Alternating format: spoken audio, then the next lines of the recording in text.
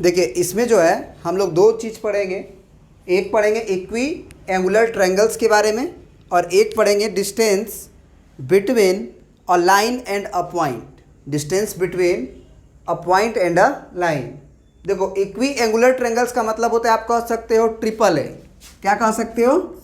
Triple A. Angle angle angle. तो याद रखना एंगल एंगल एंगल जो होता है वो कॉन्ग्रुएंसी नहीं होती है। मतलब अगर एक ट्रायंगल का तीनों एंगल दूसरे ट्रायंगल के तीनों एंगल के बराबर हो फिर भी वो ट्रायंगल कॉन्ग्रुएंट होगा ये जरूरी नहीं है। समझ रहे बात को? कैसे?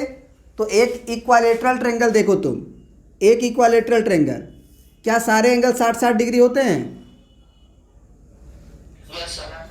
और एक बात बताइए, एक बड़ा सा ट्रायंगल बना लीजिए इक्वालेटरल ही, इसमें भी साइड का लेंथ आप बराबर ही रखिए, क्या इसके भी एंगल 60 डिग्री 60 डिग्री 60 डिग्री होते हैं?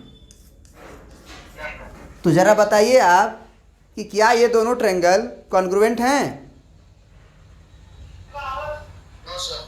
तो ये हमेशा याद रखिएगा कि ट्रिपल ए कॉन्ग्रुएंसी नहीं होती है। हाँ, ट्रिपल ए का मतलब होता है कि एक ट्रायंगल का तीनों एंगल दूसरे ट्रायंगल के कॉरस्पॉन्डिंग तीनों एंगल के बराबर होंगे। ये याद रखने के लिए हम बता दिए कि एंगल एंगल एंगल नहीं होती है, क्योंकि आप इक्वालेटरल ट्रायंगल एक छोटा एक बड़ा बना सकते हैं, क्योंकि हम साइड लेंथ बड़ा कर देंगे, तीनों का बराबर बराबर बस रखना है।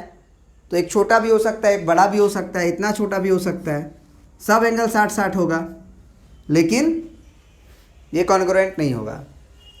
तो चलिए इसमें लिख लीजिए डेफिनेशन इसका। चलिए तो ये आप लिख लीजिएगा कि if two triangles have three angles of one correspondingly equal to the three angles of other, they are said to be equiangular।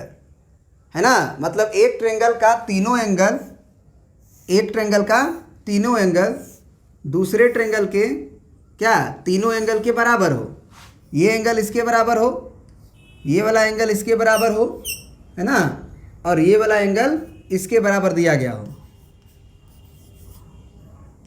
ठीक है? तो ये इक्वी एंगुलर कहलाते हैं। कोई ज़रूरी नहीं है कि तीनों एंगल आपस में भी बराबर हो भी सकते हैं, नहीं भी हो सकते हैं।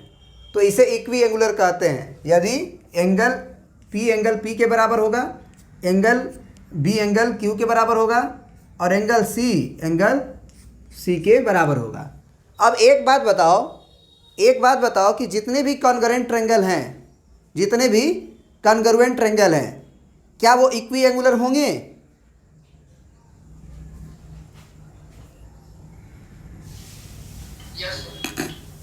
क्योंकि कॉन्ग्रुएंट ट्रायंगल है तो साइड्स भी बराबर होंगे और एंगल्स भी कोरस्पॉन्डिंग बराबर होंगे, कोरस्पॉन्डिंग साइड्स कोरस्पॉन्डिंग एंगल दोनों बराबर होंगे।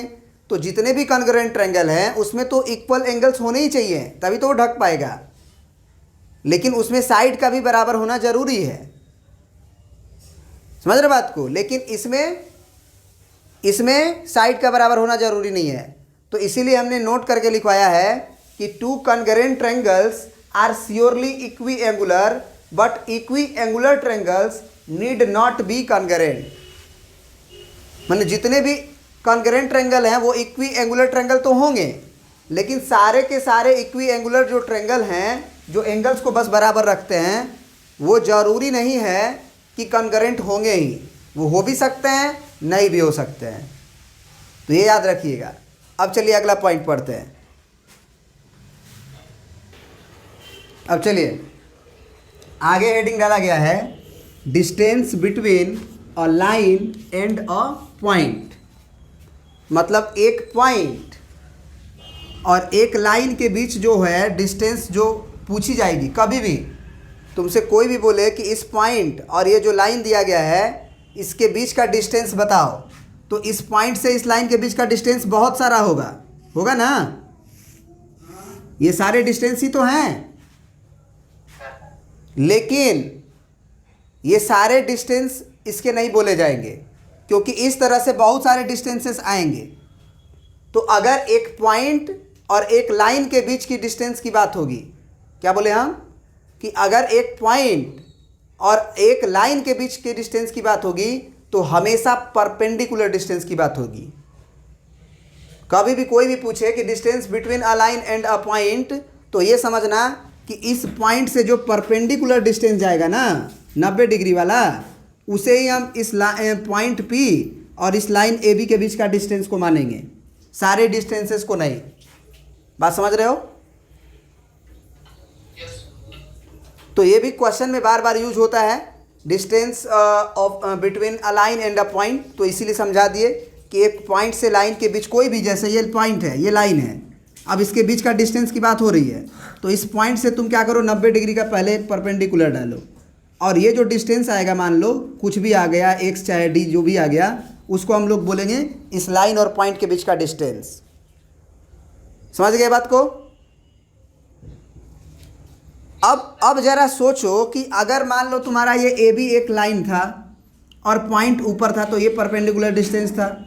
अगर हम इस पॉइंट को धीरे धीरे नीचे की तरफ लेते जाए तो क्या ये परपेंडिकुलर डिस्टेंस कम होते जाएगा? अब परपेंडिकुलर डिस्टेंस जब कम होते होते जब पॉइंट जो है P इसी के ऊपर आ जाएगा, तो अब बताओ कि पॉइंट और लाइन के बीच का डिस्टेंस क्या हो जाएगा? तो यही बात हम नोट करके लिखवाए हैं कि distance between a line and a point line on it is 0।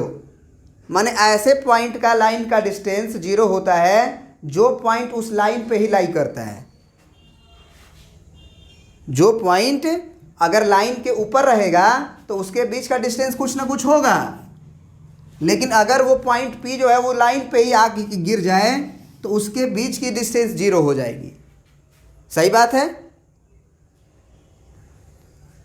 तो ये एक बार डेफिनेशन पढ़ देते हैं। The distance between a line and a point not lie on it.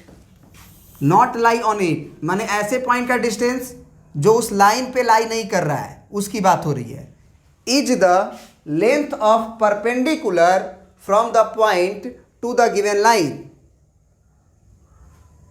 माने कि कैसा लेंथ? तो परपेंडिकुलर लंबाई, ये 90 डिग्री वाली जो लंबाई है वो लंबाई, ये सारी लंबाई परपेंडिकुलरली नहीं है। तो the length of perpendicular from point two the given line. क्या ये बात समझ में आ गई? प्रिंट कर लीजिए।